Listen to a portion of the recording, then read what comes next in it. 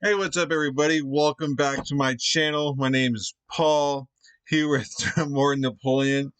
I honestly thought that I was going to actually just finish Marshall's number 5, and I was about to basically settle down for the night, and it was just bugging me in my head. I had a few requests for this video, Battle Trafalgar. I'm sorry, I don't know how it's pronounced. I'm sorry. And it was bugging me because I knew after number 5 that there was no more Napoleon. That I was going to do a World War One, which is happening next, by the way. But I just in the back of my head, like I want to see this battle. Like I remember this was earlier on in the war, right? If I remember correctly, this was like a big Navy battle, and obviously because when I searched for this like image right here, all it came was a bunch of ships, and I was like, like for me, it's like unfinished business. Like it was just bugging me in my head, and I wanted to do it, and I kept. But before it's like, oh, I'll get to it down the line, and but I wanted to get to this while the whole Napoleon series was still like fresh in my head. I knew because just say I went back, came back a couple months and did this battle like. I would have forgotten a lot of stuff because, after time you forget a lot of facts and stuff. But anyways, so I'm doing it. You guys talked me into it. And so, yeah, this is by Kings and Generals. I've never seen one of their videos ever. So this will definitely be a first experience for me. So, I've been doing epic history, which I am going to do for World War One. And, but like, I've gotten used to how Epic History, I guess, kind of does things. So this is going to be before like the format. So the format of this, I really don't know what to expect at all. I don't know if at all like graphics or storytelling. I have no idea what to expect. But I know it's Napoleon. So, well, Napoleon is not part of this battle. Well, it's Napoleonic era, part of the Napoleonic Wars times. So, yeah, we're doing it, guys. And yes, this is going to be the last Napoleon video for a while. I mean, obviously not forever. I'll get an itch and then I'll see a video up on my like request list. Like, ooh, I want to do that. But definitely doing a World War One next. But you know, we're gonna finish with a battle, guys. We're finishing with a battle. We just did marshals. I know there's another marshal to come, but here we go, guys. You got what you wanted. You got what you wanted. I was about to call it quits for night and go to bed. It's late right now, but it was just bugging me. So we're doing it. I know you guys. You're just saying do it right now, but I don't know. Yeah. So let's have fun, guys. Let's watch another battle of Napoleon. Let's go out with a bang. Let's go out with a bang, guys. And before I do, please hit that like and subscribe. If you haven't seen my videos, I've done the entire Napoleonic War series from Epic History. So if you love this kind of stuff, totally go back to my playlist and watch that. It's great stuff. And about to go on to some World War One stuff, but World War One's tomorrow. I'm gonna start doing those videos tomorrow. Today, it's more about Napoleon. It's about Napoleon. It's been about Napoleon. And let's do it. Let's do it, guys. All right, let's get to it. I don't even know what to expect here. I feel like I'm a little flustered because it's the unknown. But here we go, guys. Here we go.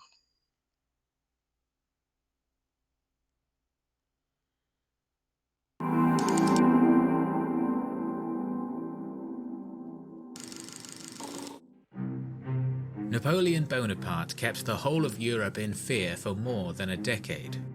And although the Napoleonic Wars were predominantly a land conflict, many of his political and military decisions were informed by the dominance of the British fleet at sea, and the naval actions that were fought earlier in the war.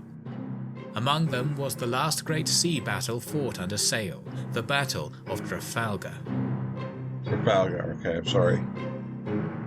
French victories at Marengo and Hohenlinden in 1800 forced Austria to sue for a separate peace, leaving the United Kingdom as the leading member of the Second Coalition.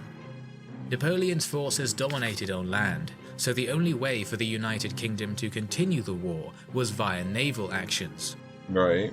The British Navy was blockading France from receiving foreign goods, and in turn forced Prussia, Russia, Denmark and Sweden to ally against Britain to defend the trading routes. While the Russian Navy was in its winter harbours, the British attacked Copenhagen in 1801 and forced Denmark to leave the alliance. When the Russian Tsar Paul I died a month later, his heir, Alexander I, was more lenient towards the United Kingdom, and the anti-British Union ceased to exist. France had its share of problems. One of its colonies, Haiti, had revolted in 1791. Napoleon decided to send an expeditionary force to restore French rule over the island and its lucrative sugar industry in late 1801. The British fleet chased the expedition across the Atlantic Ocean. The island was blockaded and the French received no supplies or reinforcements. It was clear that neither side could strike the final blow, and a peace treaty was signed in March of 1802 at Amiens. The British promised to return the French colonies and leave Malta and Egypt, while Napoleon had to rescind control of Naples and the Papal States. For the first time in a decade, Europe was at peace. Napoleon sent a new expedition to Haiti, but it failed. Holding on to the colonies proved to be extremely difficult, so in April of 1803, the vast territory of Louisiana was sold to the United States. The Haitian expedition, and the fact that Napoleon was asserting control over Switzerland, was worrisome for the United Kingdom. On the other hand, the French demands for Britain to leave Malta and Egypt were left unheeded. Napoleon started preparing a new force at Boulogne to invade the British Isles, but it was the United Kingdom who declared the war that would be later known as the War of the Third Coalition in May of 1803. Okay. Napoleon was not expecting the renewal of hostilities, and his fleet was scattered across various harbours, with 21 ships of the line in Brest, 12 in Toulon, and 9 more in the Atlantic. The superior British Navy blockaded both ports. Napoleon developed a plan in the summer of 1804. One of his fleets needed to break the blockade, move into the open sea, then attack the part of the English Navy blockading another harbour and unite with the portion of the French fleet stationed there. That would have allowed the French to get the army at Boulogne across the English Channel.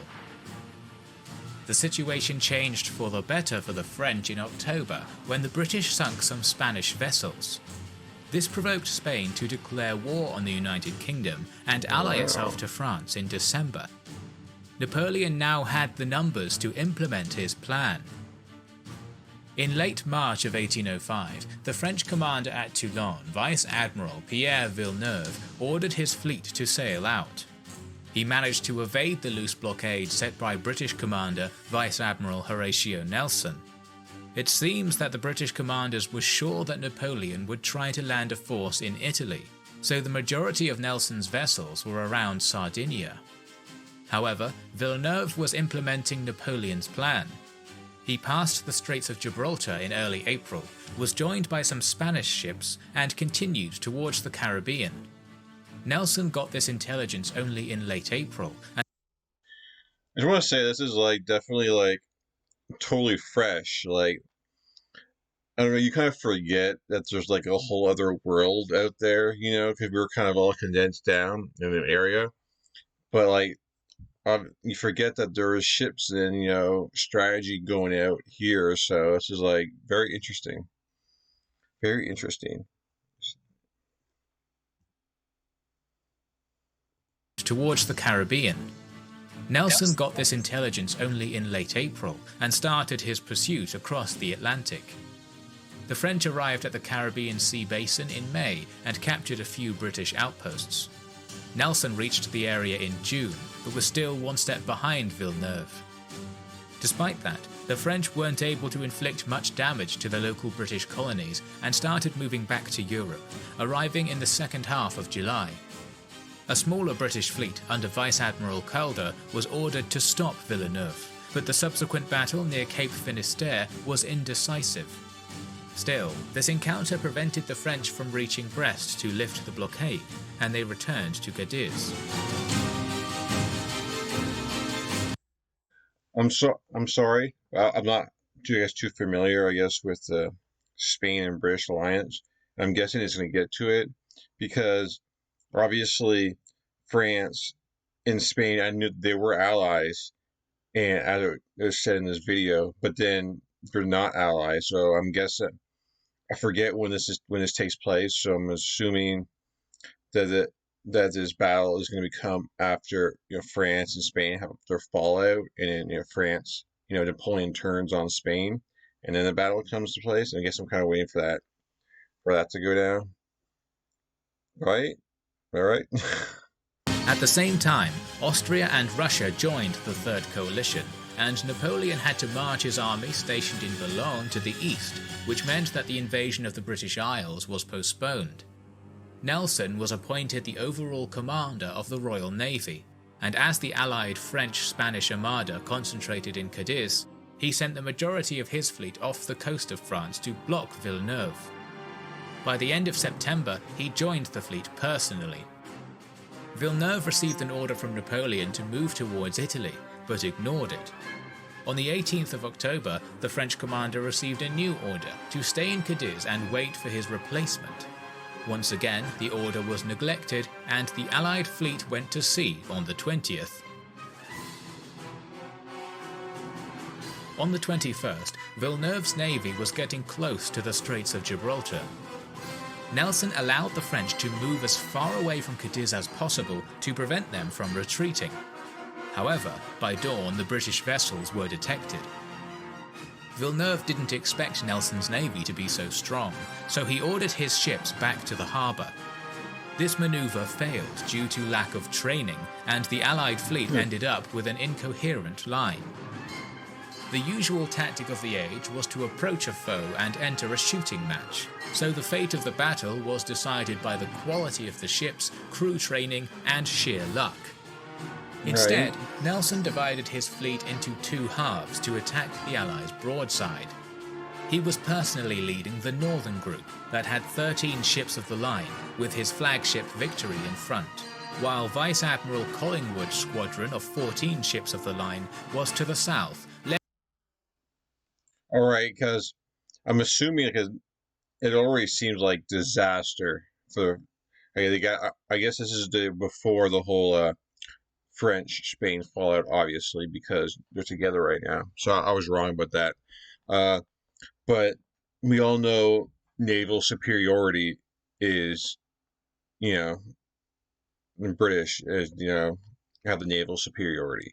So, and the fact that they they have the skill, they have the experience, and the fact that the French and Spain are already out of whack and not sure, and they're not really experienced. It already smells disaster right now. Seems like they're pretty even though, as far as in ships though, right now. See how this plays out. Cool, we're having a naval battle. This is so different. Vice Admiral Collingwood's squadron of 14 ships of the line was to the south, led by the flagship Royal Sovereign. By midday, the distance between the two navies was just 5 kilometers. They were off the coast of Cape Trafalgar, and Nelson issued his famous order.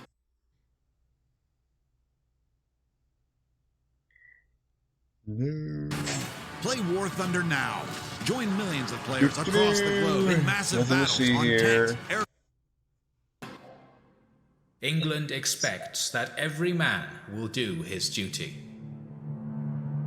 Royal Sovereign was recently repaired and was faster than most ships, so the wind moved it dangerously close to the enemy line, while the other ships in the squadron were lagging behind. At 12:20, Royal Sovereign fired the first volley upon Santa Ana and Forgo, and these vessels shot back. Collingwood's flagship was attacked by 4 enemy ships. Only 15 minutes later, Belle-Île arrived and covered the right board of Royal Sovereign. More English vessels moved into the fray and tried to cut the Allied line, but Collingwood was outnumbered at the initial point of contact. Still, the positioning of the Allied Navy didn't allow its second-line ships to assist, and by 1400, the majority of the first-line vessels were either sunk or surrendered. Oh, wow. To the north, Nelson's squadron got close to the enemy line by 1220, but the wind was calming, and that made Nelson's ships a very slow target. His refusal to fight using traditional line tactics was detrimental at this point of the battle, as none of his ships were able to shoot, while the enemy was sending volley after volley. Despite casualties, the flagship Victory was moving forward. Nelson ordered a fake maneuver to make the enemy think that his ships would form up in a line, but instead he then ordered one more turn, and Victory ended up between the French flagship Bucentaure and the smaller Redoutable. This allowed Nelson's ship to use the guns on both sides. The French ships needed to turn, and Victory used that to take Bucentaure out of the game. However, Victory itself was taking massive damage from Redoutable. The French ship was also using sharpshooters, and at 13:15, one of their shots wounded Nelson. It was clear that this wound was deadly. Redoutable's crew attempted to board Victory, but the British managed to stop them. Victory was soon reinforced by Téméraire, which moved across Redoutable's left board and started shooting. And by 1420, Redoutable was captured by the crew of Téméraire. To the north, British Neptune entered into a battle with Spanish Santissima Trinidad and managed to take it out of the fight. By 1400, it was becoming clear for Villeneuve that he was losing the battle, and he ordered the northern portion of his line to move to the southwest and collapse on the British fleet. However, the captains of these ships failed to see the signal, and this became the final mistake of the Allied fleet. Wow. Villeneuve's Bucentaure was in no shape to continue fighting, and soon he surrendered. By the time the remaining 10 Allied ships started their move to assist, most of the vessels in the centre were either sunk or captured. Collingwood took overall command of the British Navy and ordered Nelson. What happened to these guys? These guys could get scared or something because they haven't moved through the entire battle. Damn. Holy crap. And these guys, man, are too late, man. They didn't see the signal. Captured. Collingwood took overall command of the British Navy and ordered Nelson's squadron to intercept the French reinforcements. The remaining Allied ships decided to retreat. What? It was a complete victory. I guess I just don't understand Modern Warfare. It's like, dude, your buddies down here with the white flags, man, they need your help, dude. If you can take down these ships up here, then you can move down here and like save your buddies. But now they're all going to be prisoners, and then they're going to take their ships. Ugh. It's like, come on. Well, but it's like, the British, the naval superiority, like everyone knows in history, they had the best ships, the best crews, and all that stuff. So it makes perfectly sense that because they've been through these battles a million times and know what to expect. And obviously, Spain and France, they might have a little bit of experience, but not the same. So, wow, big victory. Like, just attack. Like, you don't really think about it. I know, I'm going to finish the video. I'm going to finish the video. But, like, it's totally different than land battle as far as, like, you forget that, like, there's wind that's included. And the fact that the ships have to be, like, on their, like, all of the guns are on the sides. So, like, if you can catch a ship off guard that's, like, pointing at your side, the cannonballs could basically go through, like, the entire length of the ship. And, like, just probably, like, destroy it, man. This is cool stuff. The remaining Allied ships decided to retreat. It was a complete victory, with the British capturing 18 enemy ships. 18. Nelson passed away as soon as he heard the news of the victory. The French defeat at Trafalgar confirmed the naval dominance of the United Kingdom, and meant that Napoleon would not be able to invade Britain. But while the battle was raging at sea, the Emperor's Grand Army was moving into Germany against the allied Austrian and Russian armies. Yeah.